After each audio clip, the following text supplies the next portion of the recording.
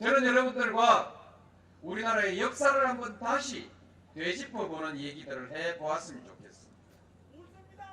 우리가 역사를 기억하고 있다면 오늘 우리 정치는 훨씬 더 빠르게 발전할 것이라고 생각합니다. 그래서 저는 매일매일 일상적인 쟁점을 두고 치고받고 싸우는 그런 대화가 아니라 멀리 10년, 20년 또는 50년, 100년을 내다보면서 또 그런 안목을 가지기 위해서 지난날의 역사를 함께 모으고 얘기하는 그런 대화의 장에서 여러분을 만나기를 바랍니다.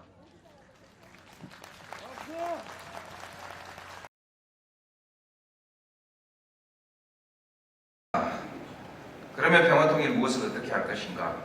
저는 몇 가지를 짚어봤습니다. 금기를 깨고 현실을 얘기해야 한다. 우리는 당위를 얘기하고 있거든요. 두 번째는 분열의 원인이 된 요소들을 해소해야 한다.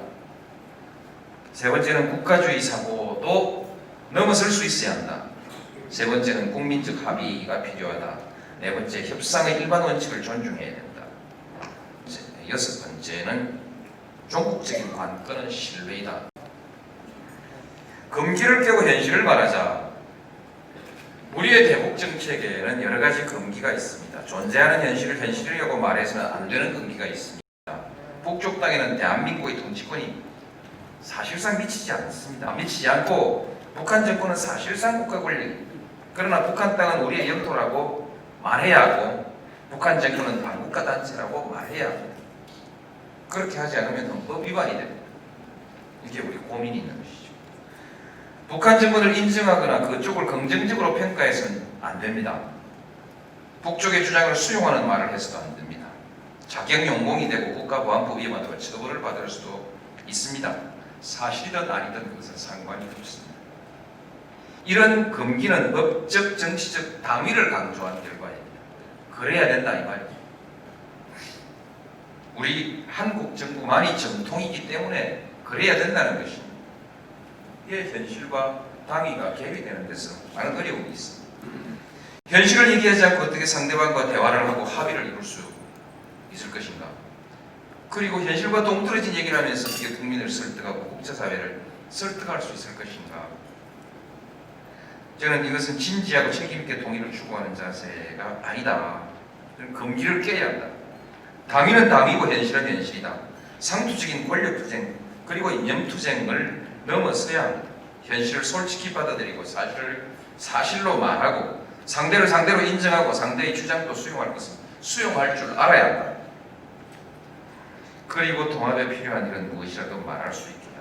그래야 현실적으로 통일 방안에 우리가 다가설 수 있다.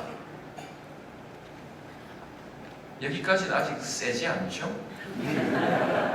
괜찮습니까? 네.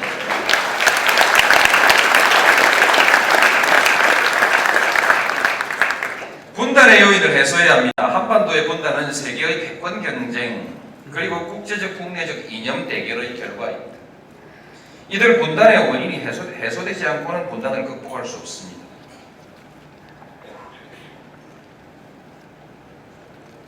이들 원인을 극복하고 해소해야 합니다. 그러자면 자주 역량과 균형 외교가 필요합니다. 우리의 힘만으로 세계의 패권 경쟁, 이념 대결 자체를 해소하기는 어려울 것입니다. 그러나 한반도가 그 대결장이 되는 것은 막을 수 있어야 합니다. 그렇게 하기 위해서는 우선 스스로를 지킬 수 있는 힘을 갖추고 스스로의 문제를 스스로 해결하겠다고 하는 의지를 분명하게 해야 합니다. 그리고 동북아의 질서를 대결의 질서가 아니라 화해와 협력의 구조로 만들어 나가야 할 것입니다. 우방과의 협력이 필요합니다. 그러나 진영 외교, 일방 외교는 분단의 원인을 해소하는 방법이 아닙니다. 분단을 극복하기 위해서는 통합에 대한 주변 국가의 동의를 얻어내야 하는데 이렇게 하기 위해서는 균형 외교가 필요합니다. 그리고 이념 대결을 넘어서야 합니다. 이념 대결의 틀 안에서 이념 대결로 빚어진 분단을 합의로 극복한다는 것은 논리의 모순이죠. 성공통일의 사고를 넘어서야 한다는 것입니다. 그리고 사사건건 시위를 하는 대결주의도 이제 그만해야 한다고 생각합니다. 여기까지 말씀드리면 현실은 현실로 인정하자 이런 뜻이죠. 그러면 북한 체제를 인정하자는 말이냐? 이것은 앞으로 세계 질서에서 또 항상 부닥칠 수 있는 체제의 딜레마입니다. 독재 체제를 어떻게 할 것인가? 이번 주제는 독재 체제를 어떻게 할 것인가입니다. 만일에 북쪽이 붕괴하는 일이 생긴다면이라고 하는 파트가 한참 뒤에 있거든요. 이 두 파트를 묶어서 이 다음 영상으로 올려드리겠습니다. 국가주의 사고라는 것을 약간 언급했습니다.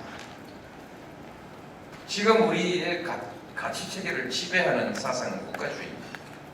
그런데 국가 간 통합이든 남북 간 통합에는 그와 같은 사고를 뛰어넘을 필요가 있다는 생각으로 한마디 넣어놨습니다. 유의물 참고해 주시면 좋겠습니다. 그 다음에 정쟁의 수준을 높여야 한다 했습니다. 근데 이건 정치의 수준을 높여야 한다로 제목을 바꿨으면 왜 좋겠다는 생각입니다. 정쟁이 뭡니까? 정치가 권력이 정쟁이죠. 그러니까 정치의 수준을 높이는 것으로 하는 것이 좋겠습니다. 남북 민족의 지상 과제입니다. 그러므로 정파적 이해관계를 넘어서는 것입니다. 그래서 모든 정파가 초당적 협력을 얘기합니다. 그러나 그러면서도 막상 부닥쳐 보면 사사건건 치열한 정쟁이 되고 맙니다. 당연하다고 할 수 있죠. 통합의 전략이 다를 수 있고 전략이 다르지 않더라도 실행 과정에 대한 비판적 접근은 야당의 당연한 권리이기 때문입니다. 그러나 우리나라 정치에서 대북 정책을 놓고 벌어지는 정쟁은 그런 수준이 아닌 것 같습니다. 전략 논쟁도 아니고 논리적 비판도 아니고 빨갱이 만들기, 친북 좌파 만들기 같은 맹목적 이념 대결과 정치 공작의 수준을 넘어서지 못하고 있습니다. 이념 대결로 생긴 분단을 넘어서자고 하면서 이념 대결에 매달리고 있는 것이죠. 민주화 이후 달라졌다고 하지만 기본적인 사고의 구조에는 아직 크게 달라진 것이 없다. 정치가 이런 수준을 벗어나지 못하면 통일은 가망이 없다고 생각합니다. 이제 정치와 정쟁을 가치와 전략의 수준으로 높여야 한다. 정치인들 스스로 그렇게 해주시면 좋겠는데 할 것 같지 않습니다. 그래서 저는 국민의 힘이 필요하다 이렇게 생각합니다.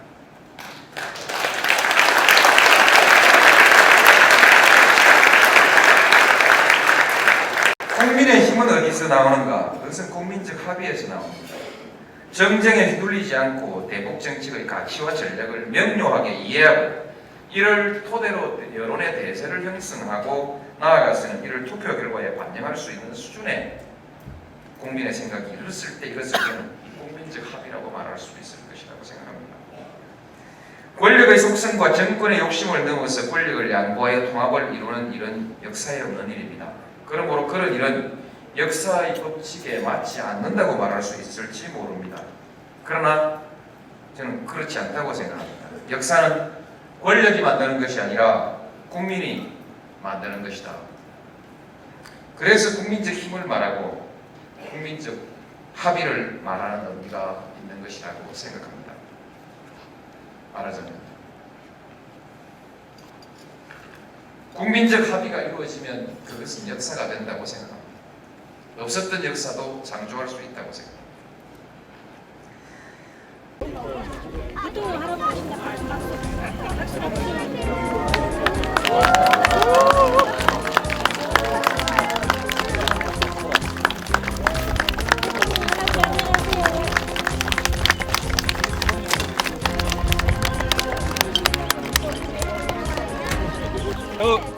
더운데 수고 많았습니다. 근데